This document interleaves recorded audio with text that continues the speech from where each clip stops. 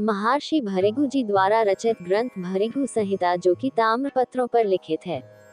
इस प्राचीन ग्रंथ में भगवान शिव जी की शिवलिंग के रूप में ही क्यों पूजा होती है, सवाल का जवाब लिखा हुआ है।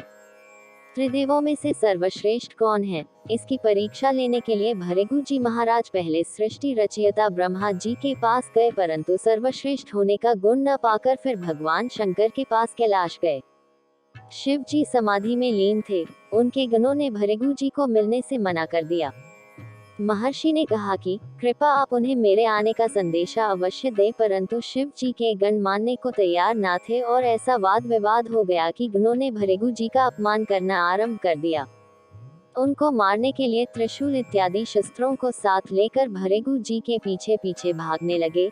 भागते भागते भृगु जी एक ऐसे स्थान पर पहुंचे जहां आकर वह ठहर गए और उनको क्रोध आ गया और मन ही मन सोचने लगे कि हे शंकर जी, आज मैं आपके पास आया तो किसी और काम से था। आज तो मैंने आपको एक बहुत बड़ी उपाधि से सुशोभित करना था, परंतु आपके गणों ने मेरी यह हालत कर दी। इस हालात पर क्रोधित होकर महर्षि भृगु जी ने भगवान शंकर जी को श्राप दे दिया कि जाओ, आपकी भी कलयुग में पूजा न हो। श्राप मिलते ही भगवान शंकर का तीसरा नेत्र खुल गया और महर्षि के सामने उपस्थित हो गए।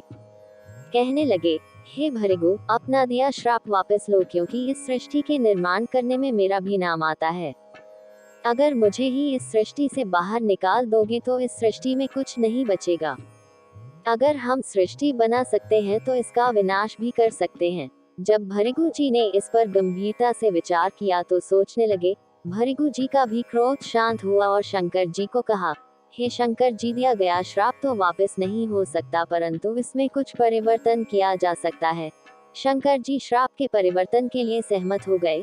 तब महर्षि भृगु जी बोले कि आपकी कलयुग में पूजा अवश्य होगी। आपकी पूजा ब्रह्मांड रूपी लिंग आकृति में होगी।